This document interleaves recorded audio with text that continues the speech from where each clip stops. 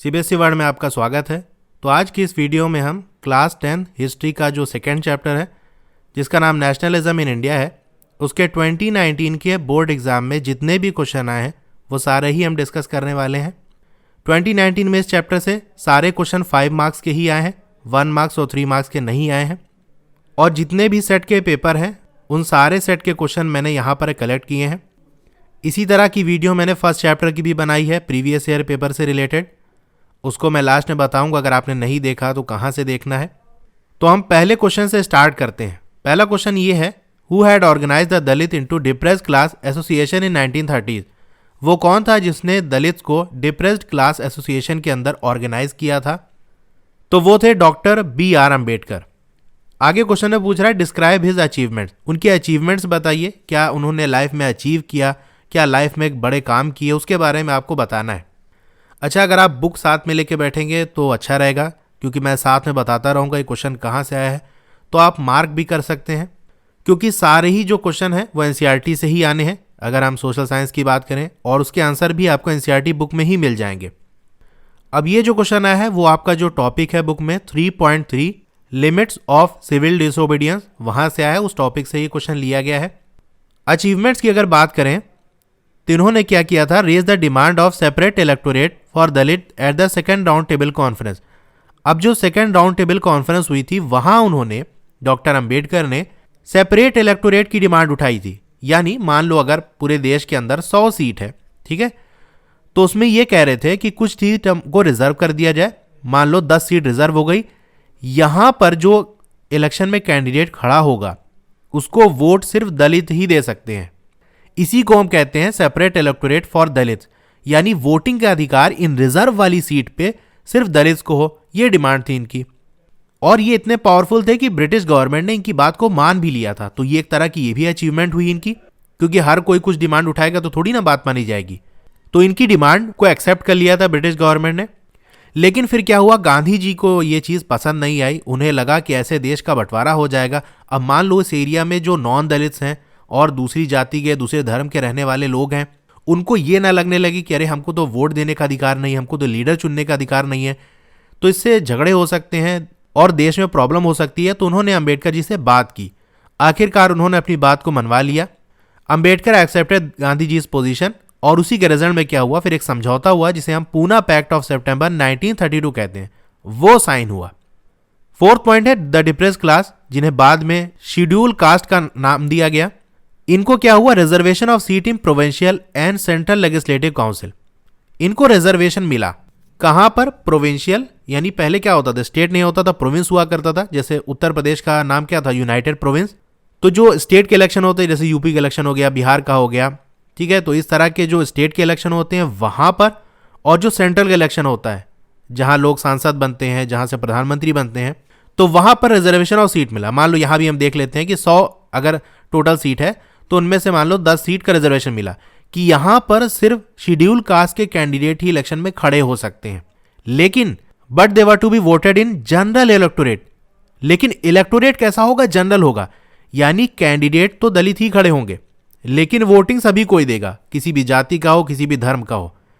पहले वाले पॉइंट में क्या था, वोट सिर्फ दलित दे सकते हैं, ये डिमांड थी। और डिमांड पूरी क्या की गई कि ठीक है रिजर्वेशन देंगे लेकिन जनरल इलेक्टोरेट, वोट सभी कोई देंगे।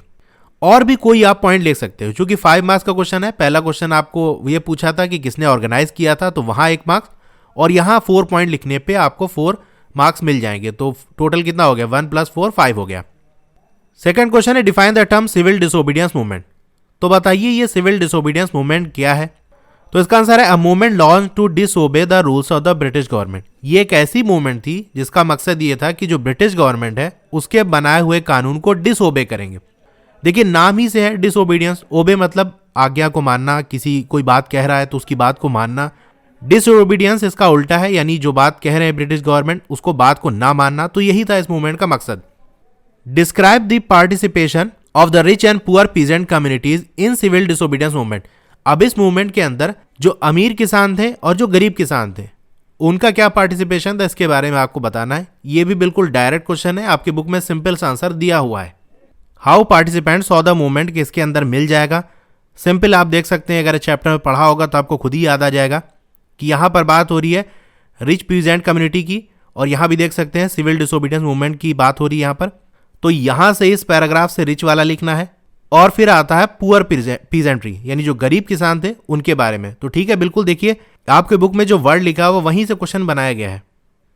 तो यहाँ पर रिच और पुअर का मैंने यहाँ साथ में लिख दिया है, आप चाहो तो अलग लिख देना। पहली हेडिंग डाल देना पार्टिसिपेशन ऑफ रिच पीजेंट, तो इसके अंदर आप रिच वाला लिख देना, फिर आपका पार्टिसिपेशन ऑफ पुअर पीजेंट, तो उसके अंडर में पुअर पीजेंट वाला लिख देना। तो रिच की बात करें, इन कंट्री साइड जो ग्रामीण इलाके थे वहां पर जो अमीर किसान थे, जैसा कि आपके गुजरात के पटीदार हो गए और यूपी के जो जाट्स हो गए, वो इस मूवमेंट में एक्टिव थे। ठीक है, बहुत ज्यादा बढ़ चढ़कर इस मूवमेंट में हिस्सा ले रहे थे। जो रिच पीजेंट थे वो क्या थे, प्रोड्यूसर ऑफ कॉमर्शियल क्रॉप्स, यानी कॉमर्शियल क्रॉप क्या होते हैं, वो क्रॉप्स होते हैं जिनको बेचने के लिए ग्रो किया जाता है। जैसा आपका कॉटन हो गया, आप कॉटन खाएगा तो नहीं खुद, बल्कि कॉटन की खेती क्यों की जाती है, क्योंकि उसको बेचा जाएगा और इसमें प्रॉफिट भी ज्यादा मिलता है, तभी तो ये लोग अमीर हो गए। अब इनको क्या हुआ था, they were very hard hit by the trade depression. अब जो ट्रेड डिप्रेशन आया था, यानी जो आर्थिक मंदी आई थी, सामान बिक नहीं रहा था, लोग खरीदने वाले नहीं थे, इसकी वजह से प्रॉब्लम हुई थी। और फॉलिंग प्राइस, अब लोग खरीदेंगे नहीं तो चीज़ों का दाम घट जाएगा, इसकी वजह से बहुत ज़्यादा नुकसान हुआ था। और उनकी इनकम डिसअपियर्ड हो गई, यानी उनकी अब कहाँ से पैसा आए, जब बिकेगा नहीं सामान तो पैसा कहाँ से आएगा। लेकिन गवर्नमेंट की क्या थी, रेवेन्यू डिमांड कर रही थी, यानी एक तरह से टैक्स मांग रही थी। तो उनके लिए तो बहुत मुश्किल हो गया, भैया सामान ही नहीं बिका तो पैसा कहाँ से आएगा। अब जब पैसा नहीं तो टैक्स कैसे देंगे।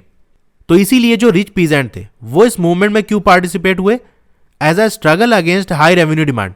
वो इस मूवमेंट में इसलिए शामिल हो गए कि अपनी जो डिमांड है कि ये जो इतना ज़्यादा हाई रेवेन्यू लिया जा रहा है वो नहीं लिया जाना चाहिए, कम हो जाए या माफ़ हो जाए, इस डिमांड को उठा सके, इसीलिए इस मूवमेंट में शामिल हुए।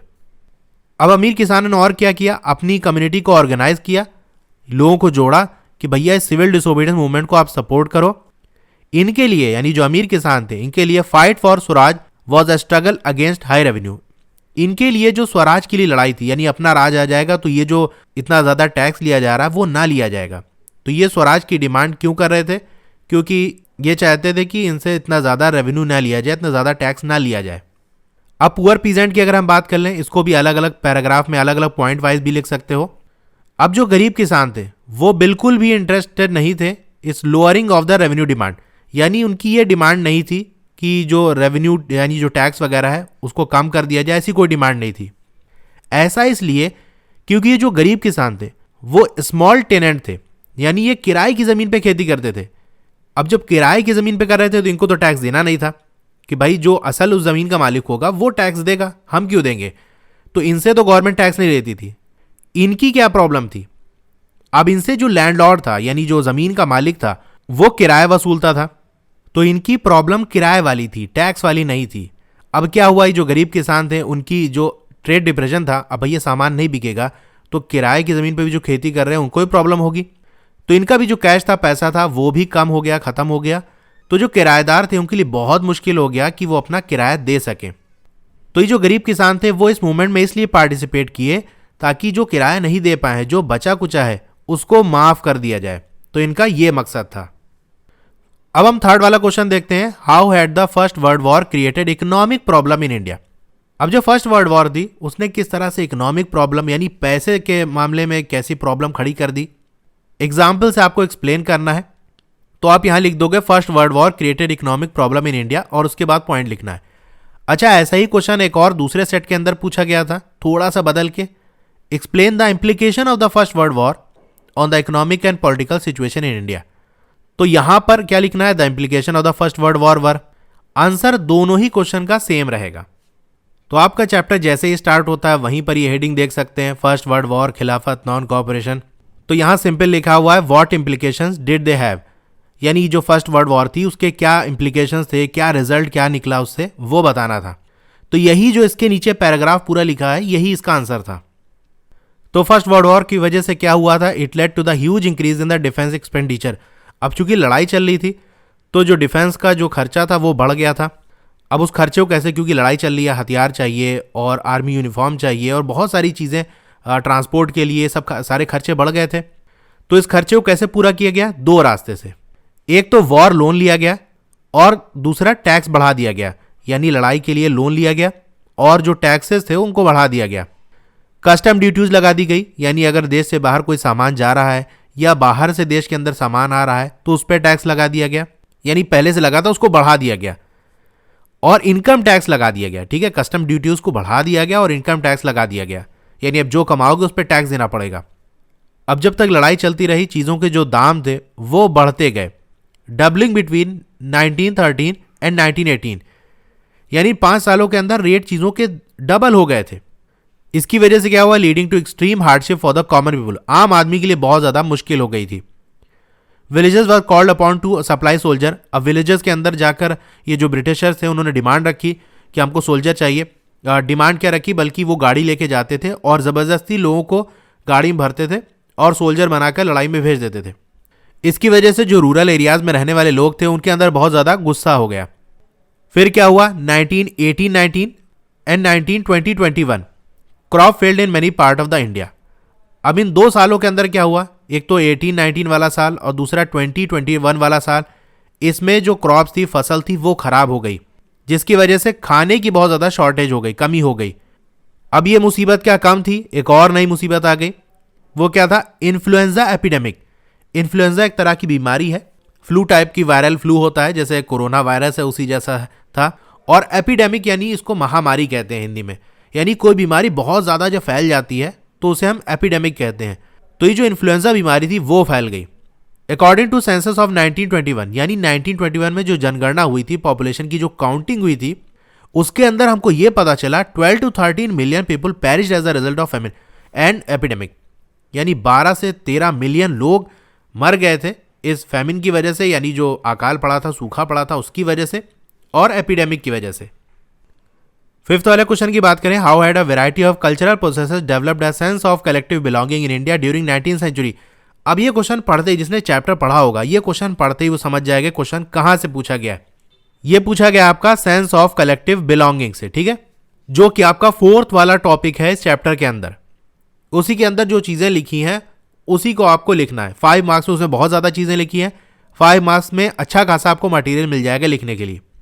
पहले तो यही कॉपी कर देना है, variety of culture process developed, ये पूरा लिख देना है। उसके बाद एज फॉलोज, फिर आपको पॉइंट वाइज लिखना है। तो वो कौन कौन सी चीज़ें थी जिसने लोगों के अंदर एकता की भावना पैदा की थी इंडिया की, अगर हम बात करें तो पहले पॉइंट में हम लिख सकते हैं हिस्ट्री एंड फिक्शन, यानी अपनी जो हिस्ट्री थी, इतिहास, उसको रिवाइज किया गया, उसको बताया गया।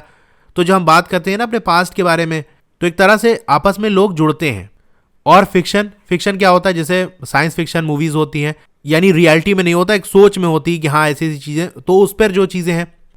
और आपका फोकलोर्स हो गया, यानी जो पुरानी पुरानी कहानियाँ हैं, जैसे विक्रम वेताल हो गया, और पहले आता था एक कहानी होती थी अलिफ लैला, ये सब, अली बाबा 40 चोर, ये सब जो कहानियाँ होती थी इनको डिस्कस किया गया। और जो सॉन्ग्स थे उसको गाया गया। तो ये सारी चीज़ें क्या करी थी, लोगों के अंदर एकता की भावना पैदा करी थी, लोग आपस में जुड़ रहे थे। पॉपुलर प्रिंट्स हो गया, पेंटिंग वगैरह हो गई, सिंबल्स हो गए, ये सारी चीज़ों ने क्या किया, played a part in making nationalism. तो नेशनलिज्म की जो भावना थी, राष्ट्रवाद की जो भावना थी, उसको पैदा करने में इन सारी चीज़ों का रोल था। Identity of the nation was most often सिंपलाइज in the figure और इमेज। अब जो नेशन की पहचान थी, यानी देश की जो पहचान थी, उसको एक फिगर दे दिया गया था। जैसे मैं अगर आपसे पूछूं कि इंडिया क्या है, तो आप क्या बताओगे, क्योंकि इंडिया के अंदर सिर्फ इंडिया का मैप नहीं, आप जनरली क्या करोगे, मैप बना दोगे, मैप दिखा दोगे, कहोगे यही इंडिया है। लेकिन मैप तो उसकी बाउंड्री बताता है कि यहाँ तक इंडिया है। लेकिन इंडिया क्या है, उसमें रहने वाले लोग, यहाँ की पहाड़, यहाँ की नदियाँ, यहाँ के बर्ड्स हो गए, एनिमल्स हो गए, सारी चीज़ें जो कुछ भी इस बाउंड्री के अंदर है, वो इंडिया है, वो भारत है। तो एक आम आदमी को तो ये सारी चीज़ें नहीं समझाई जा सकती। तो उसको समझाने के लिए क्या किया गया, एक इमेज बना दी गई और कहा यही इंडिया है, यही भारत है। तो इसने एक हेल्प किया to create an image with the people with which people can identify the nation. तो एक इमेज बना दी गई जिससे लोग पहचान सके कि हाँ यही हमारा भारत है। तो ये इमेज कौन सी थी, वो आपकी भारत माता की थी। भारत माता की इमेज बनाएगी और कहा यही हमारा भारत है, यही इंडिया है। अब ये भारत माता की इमेज 2 लोगों ने बनाई थी, एक तो बंकिम चंद्र चट्टोपाध्याय ने और रविंद्रनाथ टैगोर ने, ठीक है। इन दोनों ने अपनी अलग अलग तरीके से भारत माता की इमेज बनाई थी। अब भारत माता को एक देवी की तरह से बनाया गया था और देवी की तरह पूजा भी जाता है, तो उसके लिए कुछ भजन बनाने की जरूरत थी। तो वंदे मातरम को एक हाइम की तरह, यानी भजन की तरह, इस मदरलैंड के लिए बनाया गया। अब जो फोकलोर्स हो गए, जो पुराने किस्से कहानियां हो गई, ये सब क्या कर रहे थे, gave a true picture of traditional culture, यानी जो हमारा पुराना कल्चर था उसकी एक सही में एक पिक्चर दिखा रहे थे कि ये हमारी संस्कृति है, ये हमारा कल्चर है। क्योंकि संस्कृति कल्चर में क्या होता है, ड्रेसेस होते हैं, सॉन्ग्स होते हैं, स्टोरीज होती है, आपकी हिस्ट्री होती है, ये सारी चीज़ें आती हैं। तो कोई 5 पॉइंट आपको एक्सप्लेन करने हैं, ठीक है। बड़े बड़े पॉइंट आप लिखोगे तो 5 में ही, नहीं तो 6 कर देना, कोई प्रॉब्लम नहीं है। अब 6 क्वेश्चन की हम बात कर लेते हैं। How did plantation worker have their own understanding of Mahatma Gandhi and the notion of Swaraj. इसका आंसर भी डायरेक्ट था 2.3 जो वाला जो टॉपिक है स्वराज इन प्लांटेशन। यहाँ देख सकते हैं worker to had their own understanding of Mahatma Gandhi and notion of swaraj. तो यही लाइन से देखिए क्वेश्चन बना दिया। आंसर में क्या लिखोगे, इसी के नीचे जो सारी बातें लिखी हैं वही आंसर में लिखना है हमको। तो पहले तो यही लाइन कॉपी कर लेना है, plantation worker own understanding of Gandhi and Swaraj. तो वो क्या था, अब प्लांटेशन वर्कर जो कि आसाम के अंदर थे, प्लांटेशन का काम कर रहे थे, पौधा लगा रहे थे, उनके लिए फ्रीडम क्या था, उनके लिए आज़ादी का मतलब ये था right to move freely in and out of the confined places. यानी जो स्पेस थी उनको उसके अंदर बंद कर दिया गया था, यहीं प्लांटेशन करो, यहीं रहो। तो ये चाह रहे थे, आज़ादी का मतलब उनके लिए था कि हमको इसके बाहर जाने और आने की परमिशन मिल जाए। और क्या मतलब था, it meant retaining a link with the village from which they came, और वो अपने विलेज, अपने गांव जहां से वो आए थे, वो वहां जा सकें, वहां से अपना रिश्ता जोड़ सके, यानी जब मन करे वो जा सके, वहां से आ सकें, ये उनको परमिशन मिलनी चाहिए। अब इनको जब नॉन कॉपरेशन मूवमेंट की आवाज़ इनके कानों तक पहुंची कि भैया Gandhi ji non cooperation movement start कर रहे हैं, तो जो हज़ारों वर्कर थे उन्होंने डिफाइड द अथॉरिटीज़, यानी जो कानून बनाए थे, वहाँ की जो अथॉरिटी थी उसकी बात ना मानते हुए वहाँ से निकल आए, प्लांटेशन एरिया को छोड़ा और अपने घर की तरफ बढ़ गए। उनका ये विश्वास था कि गांधी राज आ रहा है और हर किसी को अपने ही गांव में ज़मीन मिल जाएगी, तो हम यहाँ क्या करते हैं, चलो गांव चलते हैं। They were imagining it to be a time, वो इमेजिन कर रहे थे, कल्पना कर रहे थे कि ऐसे टाइम की कि अब ऐसा टाइम आने वाला है कि जो भी हमने सफ़र किया है, जो भी मुसीबतें हैं, जो भी ट्रबल्स हमारे पास आए हैं, वो अब ख़त्म होने का टाइम आ गया है। तो इन्होंने एक अपना अलग से ही मतलब निकाल लिया था। गांधी जी का मतलब क्या था कि अपना राज आएगा, हम अपने हिसाब से चीज़ों को चलाएंगे। इसका हरगिज़ मतलब ये नहीं था कि आप सब कुछ काम धंधा छोड़ के और निकल चलो कि अब तो मुफ्त में चीज़ें हमको मिलने वाली हैं। लेकिन उन्होंने ये सोचा कि हम भी इस मूवमेंट का पार्ट हैं। तो वो लोग जब गांधी जी का नाम लेते थे और नारा लगाते थे कि स्वतंत्र भारत का, तो काम तो वो अपने मन वाला कर रहे थे, जो गांधी जी बताए थे वो वाला नहीं कर रहे थे, बल्कि जो उनके मन में आ रहा था वो कर रहे थे। लेकिन नारा गांधी जी का लगा रहे थे और स्वतंत्र भारत का। तो जिस चीज़ का नारा लगाओगे उसी से जोड़ा जाएगा। They were also emotionally relating to an all India agitation, जो ऑल इंडिया लेवल पर यह मूवमेंट चल रही थी नॉन कॉपरेशन वाली, उसके साथ भी जुड़े थे। हालांकि वो नॉन कॉपरेशन वाला काम नहीं कर रहे थे, लेकिन फिर भी वो स्लोगन ऐसा दे रहे थे कि हम यही वाला काम कर रहे हैं। वो चल तो पड़े थे लेकिन अपनी मंजिल कभी नहीं पहुंचे। रास्ते में क्या था, रेलवे और स्टीमर की स्ट्राइक थी, वहां पुलिस ने इनको पकड़ लिया और बुरी तरह पीटा। वो जो कुछ भी कर रहे थे गांधी जी का नाम लगा कर रहे थे और ये कह रहे थे कि ये वही मूवमेंट है जो कांग्रेस ने स्टार्ट की है, उसी मूवमेंट के हम ये पार्ट हैं। कोई भी 5 पॉइंट आपको लिखने हैं। अब 7th क्वेश्चन हम देखते हैं, how had peasants and tribal participated in non cooperation movement. अब जो पीजेंट्स थे यानी जो किसान वगैरह थे और जो ट्राइबल्स थे यानी आदिवासी, वो इस नॉन कॉपरेशन मूवमेंट में किस तरह से पार्टिसिपेट किए, इसे आपको एक्सप्लेन करना है। तो ये भी डायरेक्ट बुक का क्वेश्चन है। आप बुक के अंदर 2.2 rebellion in the country side वाला टॉपिक देखेंगे तो यहाँ पर दिया हुआ है नॉन कॉपरेशन मूवमेंट के बारे में। तो यहाँ आप देख सकते हैं लिखा हुआ है पीजेंट्स एंड ट्राइबल्स, और अगले पेज में यहाँ लिखा हुआ अवध पीजेंट। तो ये पूरे पैराग्राफ के अंदर पहले आपका पीजेंट्स के बारे में डिस्कशन है, उसके बाद ट्राइबल्स यानी आदिवासी का डिस्कशन है। तो पहले हम पीजेंट्स का पार्टिसिपेशन देखते हैं इन एनसीएम। पहला पॉइंट है, in Awadh peasants were led by the Baba Ramchandra. Awadh के जो किसान थे उनको लीड कौन कर रहा था, ये थे बाबा रामचंद्र। ये एक सन्यासी थे। पहले क्या किया गया था, इनको फीजी ले जाया गया था इंडेंचर्ड लेबर की तरह, यानी इनको मजदूर बना के ले जाया गया था फीजी, वहां पर इनसे मजदूरी कराई जा रही थी। बाद में ये सन्यासी बन गए और ये इसको लीड कर रहे थे इस मूवमेंट को। ये मूवमेंट किसके खिलाफ थी, यानी ये नॉन कॉपरेशन मूवमेंट में तो शामिल थे, लेकिन इनका मकसद क्या था कि इस मूवमेंट में शामिल होकर इन्हें जो तालुकदार्स हैं, ये एक अरबिक वर्ड है, यानी ये लोग क्या करते थे, ज़मींदार होते थे, इनके पास ज़मीनें होती थी और ये टैक्स वगैरह वसूल करते थे लोगों को ज़मीन किराए पे देके। तो इनके खिलाफ और जो लैंडलॉर्ड्स हुआ करते थे इनके खिलाफ ये मूवमेंट चलाई गई थी, क्योंकि ये लोग जो थे तालुकदार्स और लैंडलॉर्ड, ये जो किसान थे उससे बहुत ज़्यादा किराया वसूलते थे। And a variety of other CSS, यानी और तरीके के उपकार, यानी ये कहते थे कि हमको टैक्स भी दो और दूसरी तरीके के गिफ्ट के सामान भी हमको दो, यानी जिसकी खेती कर रहे हो उसमें से भी सामान दो, पैसा अलग से दो। तो इस मूवमेंट के अंदर उन्होंने ये डिमांड उठाई, रिडक्शन ऑफ रेवेन्यू, यानी जो हमसे टैक्स वसूला जा रहा है, रेवेन्यू लिया जा रहा है, पैसे की डिमांड की जा रही है, वो कम हो, कम पैसा लिया जाए। एबॉलिशन ऑफ बीगर, या बीगर क्या होता है? ये ऐसे मजदूर होते हैं जिनसे काम तो कराया जाता है लेकिन पैसा नहीं दिया जाता, यानी उनको काम पे लाते हैं और कहते हैं तुमको 2 वक्त की रोटी मिलेगी, खाना मिलेगा, पैसा हम नहीं देंगे। तो ये लोग जो थे डिमांड उठा रहे थे, अवध के जो पीजेंट थे, कि इस बीगर वाले सिस्टम को खत्म किया जाए, हमको जो काम कराया जाए उसकी सैलरी दी जाए, and social boycott of oppressive landlords, और जो ये जुल्म करने वाले लैंडलॉर्ड्स हैं, जमींदार हैं, इनका सामाजिक बहिष्कार किया जाए। क्या था अगले पॉइंट में हम देखते हैं। मैनी प्लेसेस नाई धोबी बंद वर ऑर्गेनाइज बाय पंचायत। अब पंचायत बुलाएगी, उसके अंदर नाई यानी जो बाल काटने वाले होते हैं बार्बर, और धोबी आपके जो वॉशरमैन होते हैं उनको बुलाया गया और उनसे कहा गया कि इनके बाल भी ना काटो, यानी ये जो लैंडलॉर्ड है ना, इनके आपको बाल भी नहीं काटने हैं और इनके कपड़े भी नहीं धोने हैं। अब ट्राइबल्स का पार्टिसिपेशन किस तरह था इस एनसीएम में? अब ये जो आदिवासी लोग थे वो गडम हिल्स, जो कि आंध्र प्रदेश है, वहां पास रहते थे, और इन्होंने, ये जो गडम हिल्स के ट्राइबल थे, आदिवासी थे, इन्होंने एक गोरिल्ला मूवमेंट स्टार्ट की थी। गोरिल्ला मूवमेंट क्या होता है? ये गोरिल्ला एक वॉरफेयर होता है, यानी जंग लड़ने का, लड़ाई लड़ने का एक तरीका होता है।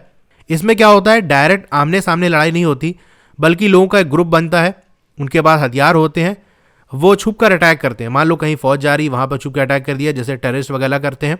तो वैसे ही ये लोग काम करते थे, जहां ब्रिटिश की आर्मी दिखी, थोड़े लोग दिखे, वहां पर चुपके से अटैक किए और कहीं जाके छुप गए। और इसे स्टार्ट करने वाला कौन था? अलूरी सीताराम राजू था। अब ये जो ट्राइबल लोग थे, ये क्या बिलीव करते थे? फोर्स में, यानी ताकत के बल पे अपनी जंग को जीतने में विश्वास करते थे। And violated the British restriction, और जो ब्रिटिशर्स ने जो कानून बनाए थे, जो रिस्ट्रिक्शंस लगाए थे, पाबंदियां लगाई थी, उनको ये तोड़ रहे थे। अब क्या पाबंदी लगाई थी ब्रिटिशर्स ने? ये अपने जो जंगल के अंदर अपने जानवरों को चरा नहीं सकते थे, फॉरेस्ट के अंदर ये जा नहीं सकते थे, तो इसका इन्होंने ताकत के बल पर वायलेशन किया कि हम तुम्हारी बात नहीं मानेंगे। Persuaded people to wear khadi and stop drinking, और गांधी जी के साथ कुछ मामलों में ये साथ थे कि ठीक है, गांधी जी की कुछ बात ये मानते थे। जैसे गांधी जी ने डिमांड उठाई थी कि यहाँ के जो खादी के कपड़े हैं जो इंडिया में लोकल बन रहे हैं उसको पहना जाए, तो ये लोग इसका सपोर्ट कर रहे थे कि खादी कपड़े पहनना चाहिए।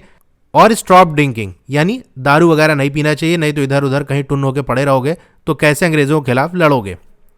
जब गवर्नमेंट ने इन पे फोर्स किया, इन पे दबाव बनाया, to contribute begar for road building, यानी रोड बनाने के लिए इनको मजदूरी पे रख रहे थे, लेकिन एक बीगर की तरह कि काम कराएंगे, पैसा नहीं देंगे।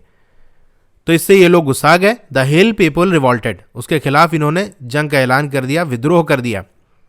तो ये थी कहानी पीजेंट्स और ट्राइबल्स की। 8th क्वेश्चन है, why did Mahatma Gandhi started civil disobedience movement? Gandhi ji ने सिविल डिसोबीडियंस मूवमेंट क्यों स्टार्ट की थी, और ये जो मूवमेंट थी किस तरह से देश को इसने यूनाइट किया, ये एक्सप्लेन करना है। तो पहले रीजन की बात कर लेते हैं। क्या रीजन था, क्यों स्टार्ट किया था? पहला रीजन यह है कि गांधी जी किसके खिलाफ थे? साइमन कमीशन के। अब क्यों खिलाफ थे? क्योंकि साइमन कमीशन का मकसद यह था, came to look into function of the constitutional system. यहां पर यह बात हो रही थी कि हम अपना संविधान बनाएंगे और उस हिसाब से देश चलाएंगे। तो अंग्रेजों ने अपने एक आदमी को भेजा और कहा कि हम साइमन कमीशन एक बनाते हैं। वो उसका मकसद ये है कि यहाँ जो संविधान बनेगा, कॉन्स्टिट्यूशन बनेगा, उसके अंदर हम देखेंगे और क्या सही है क्या गलत है उसका डिसीजन लेंगे। तो इसके खिलाफ गांधी जी थे कि भैया देश हमारा, तो हम अपने हिसाब से बनाएंगे, तुम कहे आ रहे हो बीच में। दूसरी चीज, अब ये जो साइमन कमीशन था इसका बहुत ज्यादा विरोध हुआ, तो ये फेल हो गया। तो आगे क्या किया, अंग्रेजों ने अपने एक आदमी को भेजा, लॉर्ड इरविन। तो जो कांग्रेस थी और गांधी जी थे वो इसके भी खिलाफ हो गए, क्योंकि इसने, लॉर्ड इरविन ने क्या किया, एक वेग ऑफर दिया ऑफ डोमिनियन स्टेटस। वेग ऑफर उसे कहते हैं, वेग का मतलब होता है कि गोलमोल सा, यानी कोई पक्की बात नहीं थी और ऐसे गोलमोल सा कुछ बात ये कह रहा था। क्या बात कह रहा था? Of dominion status for India in unspecified future. Dominion status का मतलब क्या होता है? यानी ये बंदा आकर कहा कि हम आपको बिल्कुल आज़ादी दे देंगे, आपका देश होगा, आपके लोग चलाएंगे, सब कुछ आपके पास होगा, लेकिन जो देश का सबसे बड़ी पोस्ट होगी, जो मेन हेड होगा, वो ब्रिटिश की क्वीन होगी। यानी क्वीन का कंट्रोल ब्रिटिश पे भी होगा और यहां पर भी होगा, बाकी आपके ही लोग देश चलाएंगे, लेकिन मेन वो रहेगा। तो देश के जो लीडर थे, जैसे गांधी जी हो गए, इन्होंने कहा कि नहीं, हम इस बात को भी नहीं मानेंगे, पूरी आज़ादी चाहिए, बिल्कुल तुम्हारा 1% भी हमें दखल नहीं चाहिए। तो ये गोलमोल सा ऑफर था, ये चाह रहा था किसी तरीके से बात मान लें और उसके बाद कौन देखता है। तो यही कह रहा अनस्पेसिफाइड फ्यूचर, यानी आगे भविष्य में हम ऐसा कर देंगे, कब करेंगे कोई डेट फिक्स नहीं थी। तीसरा पॉइंट है कि इस सिविल डिसोबीडियंस मूवमेंट को स्टार्ट किया गया क्योंकि लाहौर के अंदर एक कांग्रेस का सेशन, एक मीटिंग बुलाई गई थी 1929 के अंदर। वहां ये डिमांड उठी कि हम पूर्ण स्वराज, पूरी तरह से आज़ादी लेना है, उसके लिए मूवमेंट चलानी पड़ेगी। फोर्थ पॉइंट की अगर हम बात करें, गांधी जी जो सॉल्ट पे, नमक पे जो टैक्स लग रहा था उसके खिलाफ थे, क्योंकि जो ब्रिटिशर्स थे वो टैक्स लगा रहे थे टू स्टैब्लिश दियर मोनोपोली, यानी वो चाहते थे कि सॉल्ट के प्रोडक्शन को कंट्रोल करें, यानी हम जिसे चाहें वो उसे हम बेचेंगे, जितने रेट में चाहें उतने में बेचेंगे। तो गांधी जी इसके खिलाफ थे, तो कहा चलो मूवमेंट चलानी पड़ेगी। Mahatma Gandhi found in salt a powerful symbol that could unite the nation. Gandhi ji ने देखा कि ये नमक के अंदर बहुत ताकत है, इस मुद्दे को अगर उठाएंगे, क्योंकि सॉल्ट तो हर किसी को चाहिए, अगर इस पर टैक्स लगेगा तो सबको प्रॉब्लम होगी, तो कहा इसको उठाते हैं और एक मूवमेंट चलाते हैं। और क्या किया, इन्होंने एक लेटर भेजा जो उस वक्त का वाइसरॉय था इरविन, और उसके अंदर 11 डिमांड्स रखी। कुछ डिमांड जनरल इंटरेस्ट की थी, यानी जो सभी लोग की थी, कुछ थी जो खास लोगों की थी, अलग अलग क्लास के, जैसे कुछ डिमांड इंडस्ट्रियलिस्ट की थी और कुछ किसानों की थी, उसको भी डिमांड उसमें मेंशन किया गया था। The most stirring of all was the demand to abolish salt tax, यानी जो सबसे स्ट्रांग डिमांड थी वो ये थी कि जो सॉल्ट पे टैक्स है उसको हटा लिया जाए। तो ये सारी चीज़ें थी जो रीज़न बनी सिविल डिसोबीडियंस मूवमेंट के स्टार्ट होने के लिए। अब इस मूवमेंट ने देश को कैसे यूनाइट किया, लोगों को एक कैसे किया, जोड़ा किस तरह से। गांधी जी ने क्या किया, स्टार्ट किया सॉल्ट सत्याग्रह, यानी एक सत्याग्रह लॉन्च किया सॉल्ट के लिए, और गांधी जी के साथ उनके वॉलंटियर्स थे, यानी जो स्वयं सेवक थे, जो गांधी जी की सेवा में हर वक्त रहने वाले थे, वो उनके साथ थे। तो ये एक मूवमेंट चली थी साबरमती से डांडी तक, ठीक है, जिसे डांडी मार्च भी कहते हैं। तो ये इन्होंने स्टार्ट किया। अब इस मूवमेंट के अंदर गांधी जी पैदल चलते थे, इनके साथ और लोग भी होते थे, और जब देखते थे गांधी जी आ रहे हैं तो लोग इनकी बात सुनने आते थे, और उनसे ये कहा जाता था to refuse cooperation with britishers, यानी आप ब्रिटिशर के साथ किसी भी तरह से सहयोग ना करो, उनका किसी तरह से सपोर्ट ना करो। और लोगों ने क्या किया, demonstrated in front of government all factories, यानी जितनी भी सरकारी फैक्ट्री थी उसके खिलाफ इन्होंने, यानी वहां जाकर प्रदर्शन किया। जो बाहर कपड़े थे उसका बाइकआउट किया कि हम यहाँ लोकल का पहनेंगे, बाहर हम नहीं पहनेंगे। और जो किसान थे उन्होंने रिफ्यूज कर दिया कि हम अब तुम्हें कोई भी तरह का रेवेन्यू नहीं देंगे, किसी भी तरह का टैक्स वगैरह नहीं देंगे। और जो फॉरेस्ट को लेकर ब्रिटिशर्स ने कानून बनाए थे उसको वायलेट किया, उस कानून को तोड़ा गया। जो अमीर किसान थे, गरीब किसान थे, बिजनेस वाले थे, महिलाएं थी, वो सारे इस प्रोटेस्ट के अंदर, इस मूवमेंट के अंदर शामिल हुए। तो सब लोग जब किसी चीज़ में जुड़ेंगे तो लोगों के अंदर यूनिटी होगी, एक साथ मिलेंगे तो एकता पैदा होगी। तो ये इस तरह से इस मूवमेंट ने लोगों को यूनाइट किया, देश को यूनाइट किया। 9th क्वेश्चन है, why did Mahatma Gandhi launch non cooperation movement. देखिए वही तरह क्वेश्चन है, अभी हमने जो देखा वो सिविल डिसोबीडियंस का था, तो यहां पूछ रहा है नॉन कॉपरेशन मूवमेंट क्यों स्टार्ट की और इस मूवमेंट ने देश को कैसे यूनाइट किया, ये बताना है। तो रीजन देखते हैं पहले कि क्यों लॉन्च की।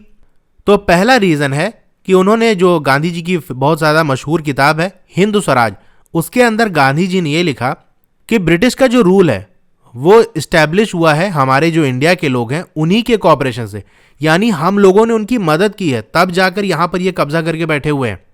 और अभी तक जो सरवाइव कर रहे हैं, कब्जा करके बैठे हैं आराम से, वो इस वजह से क्योंकि अभी भी हम उनका साथ दे रहे हैं, किसी न किसी तरह से उनकी मदद कर रहे हैं। अगर सारे भारतीय रिफ्यूज कर दें कॉपरेट करना, यानी साथ न दें, तो 1 साल के अंदर ही ये जो ब्रिटिश राज है वो खत्म हो जाएगा और स्वराज आ जाएगा, अपना राज आ जाएगा। सिंपल सा कॉन्सेप्ट है। तो ये एक आइडिया था कि हम कॉपरेट ही ना करें, किसी तरह से उनका साथ ही ना दें। दूसरी चीज है, रौलत एक्ट को पास किया गया था। इससे क्या हुआ था, गवर्नमेंट के पास बहुत ज्यादा पावर आ गई थी कि जो भी पॉलिटिकल एक्टिविटीज हो रही है उसको दबाया जा सके, यानी आज़ादी की जो भी लड़ाई लड़ी जा रही है उसको दबाया जा सके। और इसमें सबसे जो डेंजर बात थी वो ये थी कि किसी को भी पॉलिटिकल प्रिजनर की तरह से कैद कर सकते हैं, यानी ब्रिटिशर्स किसी को भी पकड़ के जेल में बंद कर दें और कहें कि भैया इससे हमारी गवर्नमेंट को खतरा है, ये हमारे जो है गवर्नमेंट को नुकसान पहुंचा सकता है, और बिना उसका ट्रायल स्टार्ट हुए, यानी उसका मुकदमा स्टार्ट हुए बिना उसे 2 साल तक जेल में बंद किया जा सकता है, जो कि बहुत बुरी चीज़ थी। तो गांधी ने कहा इसके खिलाफ मूवमेंट चलानी पड़ेगी, तो ये रीज़न था। तीसरी चीज़ ये कि जो जलियांवाला बाग मैसेकर हुआ था, यानी लोगों को मारा गया था जलियांवाला बाग के अंदर, गोली चला दी गई थी, इससे गांधी जी बहुत ज़्यादा एंग्री थे और उन्होंने ये डिसाइड किया कि एक मूवमेंट चलाएंगे जिसके ज़रिए हम इसका जवाब देंगे। और गांधी जी ये चाह रहे थे कि एक ऐसी मूवमेंट हो जो बहुत बड़ी हो। उसके लिए जरूरी है कि जो हिंदू मुस्लिम है उनको करीब लाया जा सके। वो कैसे हो सकता है कि अगर हम खिलाफत आंदोलन के अंदर पार्टिसिपेट कर दें, उसको सपोर्ट कर दें, तो ज्यादा से ज्यादा मुस्लिम हमारी इस मूवमेंट को सपोर्ट करेंगे और ये मूवमेंट बड़ी हो जाएगी। फिफ्थ पॉइंट है, कलकत्ता के अंदर जो कांग्रेस का सेशन हुआ था, मीटिंग बुलाई गई थी 1920 के अंदर, वहां लोगों को कन्विंस किया गया, तैयार किया गया कि हमें नॉन कॉपरेशन मूवमेंट स्टार्ट करनी चाहिए और उसमें हम खिलाफत को सपोर्ट करेंगे और बदले में ज्यादा से ज्यादा मुस्लिम सपोर्ट करेंगे और स्वराज की बात उठाई जाएगी। इस तरह से हमारा स्वराज आ जाएगा। और सिक्स पॉइंट ये है कि to unite all Indian against the brutality of British administration, यानी जो ब्रिटिश की सरकार है जो जुल्म कर रही है उसके खिलाफ देश को यूनाइट करना है, इसके लिए मूवमेंट चलाना जरूरी है। तो ये रीजन था। अब आपको यहां सारे ही पॉइंट नहीं लिखने हैं क्योंकि 5 मार्क्स में है, तो आप उसी हिसाब से 3 से 4 पॉइंट लिख देना इनफ है, ठीक है। क्योंकि फिर अगला पार्ट ये भी पूछ रहा है, how did this movement unite the country. अब इस मूवमेंट ने देश को कैसे यूनाइट किया। तो पहली चीज ये कि people join non cooperation movement. अब 10 तरीके के लोग एक ही मूवमेंट में आ जाएंगे तो सीधी सी बात है, लोग जुड़ जाएंगे आपस में। People surrender titles and award. लोगों ने क्या किया, जो उनको टाइटल मिला था उसको सरेंडर कर दिया, अवार्ड वापस कर दिया जो भी गवर्नमेंट ने उनको दिया था। अब टाइटल्स क्या है, जैसे ब्रिटिश के अंदर जो बड़े लोग होते हैं जिन्होंने बहुत बड़ा काम किया होता है उनको टाइटल दिया जाता है। सबसे फेमस है सर का, जैसे बहुत फेमस क्रिकेटर हैं डॉन ब्रैडमैन, तो उनके पीछे सर लगता है, सर डॉन ब्रैडमैन, क्योंकि उन्होंने देश का बहुत ज़्यादा नाम रोशन किया है। तो ऐसे ही कुछ टाइटल हमारे इंडिया के लोगों को भी दिया था, तो जिनको मिला तो उन्होंने अपने टाइटल वापस कर दिया कि हमको तुम्हारा ये टाइटल नहीं चाहिए, अवार्ड भी नहीं चाहिए। और जो सिविल सर्विसेज थी, एग्जाम होता था उसके अंदर लोगों को जॉब मिलती थी, उसका बाइकआउट किया। कोर्ट का, स्कूल का, कि हम स्कूल में ना पढ़ेंगे, टीचर ने भी बाइकआउट किया कि हम सरकारी स्कूल में नहीं पढ़ाएंगे। आर्मी का बाइकआउट हुआ, पुलिस में कहा हम नहीं भर्ती होंगे। और जो लेजिस्लेटिव काउंसिल थी, यानी जो इलेक्शन वगैरह के जरिए नेता बन के लोग आते थे, उसका बाइकआउट किया कि हम इलेक्शन में पार्टिसिपेट नहीं करेंगे। जो बाहर कपड़े थे उसका बाइकआउट किया। हजारों जो स्टूडेंट थे उन्होंने स्कूल और कॉलेज छोड़ दिया, टीचर रिजाइन कर दिया। जो किसान थे, जो आदिवासी थे और जो प्लांटेशन वर्कर थे, वो भी इस मूवमेंट को ज्वाइन करे। तो ये सारे मिलकर एक तरह से देश को जोड़ा इन्होंने, ठीक है। तो कोई 3-4 पॉइंट लिख लेना इसमें। 10th question, explain the limitation of the civil disobedience movement. तो ये बिल्कुल डायरेक्ट टॉपिक से क्वेश्चन है। आप 3.3 वाला टॉपिक देखेंगे तो यही है, limits of civil disobedience movement. तो उसके अंदर, उस पैराग्राफ के अंदर, उस हेडिंग के अंदर जो लिखा है वही आपको पॉइंट वाइज लिख देना है। तो पहली लिमिटेशन की क्या कमी रह गई थी, क्या प्रॉब्लम थी सिविल डिसोबीडियंस मूवमेंट में, उसकी अगर हम बात करें तो पहला पॉइंट है, not all the social group were moved by the abstract concept of Swaraj. अब ये जो स्वराज का आइडिया था वो एक एब्स्ट्रैक्ट कॉन्सेप्ट था। यानी एब्स्ट्रैक्ट क्या होता है, एक ऐसी चीज जो हकीकत में एग्जिस्ट नहीं करती, यानी सिर्फ सोच में है। यानी ये एक कल्पना वाली चीज बता रहे थे कि हाँ आज़ादी हो मिलेगी, कभी हम आज़ाद होंगे। तो हर जो सोशल ग्रुप था वो इससे ज़्यादा अट्रैक्टेड नहीं था। ऐसा ही एक ग्रुप जो इस मूवमेंट में ज़्यादा जुड़ा नहीं था वो था अनटचेबल्स, जो अपने आप को कहते थे कि हम दलित हैं, ऑपरेस्ड हैं, यानी हमारे पास जुल्म किया गया है। तो ये एक ग्रुप था जो इस मूवमेंट में ज़्यादा एक्टिव होकर पार्टिसिपेट नहीं किया इन्होंने। अब इसके पीछे कुछ रीज़न भी थे। Congress had ignored the Dalit for the fear of offending the Sanatanis, the conservative high class Hindus. अब ऊंची जाति के लोग जिन्हें सनातनीज कहा गया है वो नाराज ना हो जाएं, इस डर से कांग्रेस ने दलित को इग्नोर किया कि अगर हम दलित का साथ देंगे तो ये जो कंजर्वेटिव हाई क्लास हिंदूज हैं ये हमसे नाराज हो जाएंगे। बहुत सारे जो दलित लीडर थे वो ये चाह रहे थे कि कोई अलग तरीके से हम पॉलिटिकल सोल्यूशन इसका निकालें, ये मूवमेंट चलाने से कुछ होगा नहीं, और ऐसा काम करें जिससे हमारी जो कम्युनिटी यानी जो हमारा दलित समाज है उसकी प्रॉब्लम सॉल्व हो। खास तौर से इनका ध्यान ये था। अब ऐसा नहीं कि बिल्कुल ही पार्टिसिपेट नहीं किए थे, बल्कि लिमिटेड था, ठीक है। बहुत थोड़े ही लोग दलित कम्युनिटी के सिविल डिसोबीडियंस मूवमेंट में शामिल हुए थे। Doctor B.R. अम्बेडकर, जिन्होंने दलित को ऑर्गेनाइज किया था डिप्रेस क्लास एसोसिएशन में, जिसको हम अभी देख ही चुके हैं पहले क्वेश्चंस के अंदर, गांधी जी के साथ उनकी मुलाकात हुई सेकंड राउंड टेबल कॉन्फ्रेंस में, और उन्होंने डिमांड उठाई थी सेपरेट इलेक्टोरेट फॉर दलित। तो ये एक अलग तरीके से अपनी डिमांड उठा रहे थे, अलग तरीके से प्रॉब्लम को सॉल्व करने की कोशिश कर रहे थे।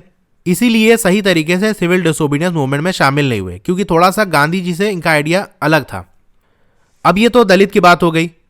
कुछ जो मुस्लिम पॉलिटिकल ऑर्गेनाइजेशन थी वो भी जो सिविल डिसोबीडियंस के रिस्पॉन्स उनका अच्छा नहीं था, यानी बहुत थोड़े लोग इसमें शामिल हुए थे। ऐसा इसलिए after the decline of the non cooperation खिलाफत मूवमेंट, क्योंकि हुआ यह था कि जो नॉन कोऑपरेशन खिलाफत मूवमेंट चलाई गई थी उसमें तो बहुत ज़्यादा मुस्लिम आए थे, लेकिन जब वो मूवमेंट फेल हो गई तो उसके बाद लोगों के अंदर इतना इंटरेस्ट नहीं रह गया कि अब ये लो नई मूवमेंट लेके चले आए, पिछली वाली फेल हो गई तो अब दूसरी ले आए हैं, दूसरी फेल होगी तीसरी लाएंगे, तो इतना ज़्यादा इंटरेस्ट नहीं थे। तो जो मुस्लिम पॉलिटिकल ऑर्गेनाइजेशन थी उन्होंने भी इतना सपोर्ट नहीं किया। और भी पॉइंट आप लिख सकते हैं कि ये प्रॉब्लम हुई थी। Explain how Mahatma Gandhi decided to launch civil disobedience movement in 1930s। अब आपको ये बताना है कि गांधी जी ने कैसे डिसाइड किया कि हमें सिविल डिसोबीडियंस मूवमेंट स्टार्ट करनी चाहिए। तो सिविल डिसोबीडियंस मूवमेंट की लॉन्चिंग की बात हो रही है जो कि 1930s में हुई थी। ऐसा ही क्वेश्चन अभी हमने देखा था, थोड़ा सा फर्क है, वो भी आंसर लिख सकते हैं, दूसरी तरह से भी इसको प्रेजेंट कर सकते हैं। अब जो आपका साइमन कमीशन था और लॉर्ड इरविन का जो वेग ऑफर था जिसके बारे में भी हम डिस्कस कर ही चुके हैं, उसके खिलाफ गांधी जी ने मूवमेंट स्टार्ट की थी कि हम इसका बाइकआउट करेंगे, साइमन कमीशन को हम एक्सेप्ट नहीं करेंगे और लॉर्ड इरविन की जो डिमांड है उसको भी एक्सेप्ट नहीं करेंगे। तो उसके लिए उन्होंने एक मूवमेंट चलाई थी और उसका नाम दिया था सिविल डिसोबीडियंस मूवमेंट। दूसरी चीज जो 11 डिमांड उठाई थी वाइसरॉय से गांधी जी ने, उसको उसने नेग्लेक्ट कर दिया था, बात नहीं मानी थी, तो कहा चलो मूवमेंट चलाते हैं फिर। और गांधी जी ने एक सॉल्ट मार्च निकाली थी जिसे हम डांडी मार्च भी कहते हैं। किसके खिलाफ? जो सॉल्ट को लेकर कानून बनाए थे ब्रिटिशर्स ने, उसके खिलाफ उन्होंने मूवमेंट चलाई थी। इस मूवमेंट के अंदर महिलाओं को जोड़ने की कोशिश की गई थी और बहुत ज्यादा महिलाएं इस मूवमेंट के अंदर जुड़ी थी। बिजनेस वाले लोग हैं, वर्कर लोग थे, वो भी इस मूवमेंट के अंदर शामिल हुए। फॉरेन के जो क्लोथ थे उसका बाइकआउट किया गया। जो किसान थे उन्होंने रिफ्यूज कर दिया कि हम रेवेन्यू और टैक्स वगैरह नहीं देंगे। फॉरेस्ट के जो कानून थे वो वायलेट किए गए। ये सारा डिस्कस हम कर ही चुके हैं, तो यही लिखना है। अब लास्ट क्वेश्चन हम देखते हैं, explain how the non cooperation movement emerge in town. तो यहां यह पूछा जा रहा है कि जो नॉन कोऑपरेशन मूवमेंट थी वो टाउन्स के अंदर किस तरह से चली। तो आप देख सकते हैं ये 2.1 वाला जो टॉपिक है, the movement in the town, इसी में जो कुछ लिखा है वही आपको लिखना है यहां पर। तो पहले पॉइंट में ये है कि ये मूवमेंट जो स्टार्ट हुई थी तो सबसे पहले जो पार्टिसिपेट करने वाले लोग थे वो मिडिल क्लास के लोग थे। जो गवर्नमेंट कंट्रोल स्कूल थी, यानी जो ऐसे स्कूल जो गवर्नमेंट चला रही थी, उसमें हज़ारों स्टूडेंट ने स्कूल छोड़ दिया और ऐसे कॉलेज भी छोड़ दिए। अब वहाँ जो हेडमास्टर थे, टीचर थे, उन्होंने रिज़ाइन कर दिया कि हम सरकारी स्कूल में नहीं पढ़ाएंगे। जो लॉयर थे उन्होंने अपनी लीगल प्रैक्टिस को छोड़ दिया कि हम वकालत नहीं करेंगे। जो काउंसिल के इलेक्शन हुआ करते थे, यानी जो स्टेट वाइज इलेक्शन होते थे, सेंटर की जो इलेक्शन होते थे, उसका बाइकआउट किया गया, सिवाय मद्रास के अंदर ही इलेक्शन में लोग खड़े हुए, बाकी जगह पर यह कहा गया कि हम इलेक्शन में पार्टिसिपेट नहीं करेंगे। फॉरेन के जो सामान थे उसका बाइकआउट किया गया। लिक्वायर शॉप्स पिकेटेड, यानी जो शराब की दुकान थी उसका घेराव किया गया। पिकेट मतलब एक तरह से घेराव करना, प्रदर्शन करना होता है। और जो फॉरेन क्लोथ थे उनको जलाया गया, बड़ी बड़ी आग जलाकर उसके अंदर उस कपड़े को डाल दिया गया। बहुत सी जगहों पर जो मर्चेंट्स थे, ट्रेडर्स थे, उन्होंने रिफ्यूज किया कि हम जो है बाहर का किसी भी सामान के खरीदेंगे ना बेचेंगे और ना ही ऐसे एक बिजनेस में पैसा लगाएंगे। अब जैसे जैसे ये बाइकआउट की मूवमेंट फैली, लोगों ने जो बाहर के इंपोर्टेड कपड़े थे उसको पहनना छोड़ दिया और जो इंडियन के अपने लोकल कपड़े थे वही पहनना स्टार्ट कर दिया। तो ये जो 12 क्वेश्चन थे ये 2019 के अंदर इस चैप्टर से आए हुए थे। और भी सब्जेक्ट की प्रीवियस ईयर की पेपर की वीडियो मैंने बनाई है, उसके प्लेलिस्ट का लिंक आपको नीचे डिस्क्रिप्शन में मिल जाएगा। अगर वैसे आपको सर्च करना है तो यूट्यूब पे आप चैनल का नाम सर्च करेंगे CBSE वर्ड्स, चैनल को ओपन करेंगे तो आपके सामने होम वीडियो प्लेलिस्ट आएगा। प्लेलिस्ट पे क्लिक करेंगे, स्क्रॉल डाउन करेंगे, CBSE क्लास 10th एक लाइन लिखी होगी, हेडिंग होगी, उसके अंदर सारी प्लेलिस्ट होगी। 4 प्लेलिस्ट सिर्फ आपको दिख रही होगी, उसके नीचे एक एरो होगा, उस पर क्लिक करेंगे तो सारी पूरी प्लेलिस्ट खुल जाएगी। उसी में आप नीचे जाएंगे तो वहां आपको प्रीवियस ईयर पेपर्स की प्लेलिस्ट मिल जाएगी, वहां से जाके देख सकते हैं। तो आपको वीडियो कैसी लगी कमेंट करके ज़रूर बताइए। अच्छी लगी हो तो लाइक ज़रूर करिए और अपने दोस्तों में से शेयर करिए। चैनल पर नए हैं तो चैनल को सब्सक्राइब ज़रूर कर लीजिए और उसके बगल में एक बेल आइकन होगा, उस पर क्लिक करके ऑल पे क्लिक कर देंगे तो जब भी नई वीडियो आएगी आपको मैसेज आ जाएगा। Okay, thank you.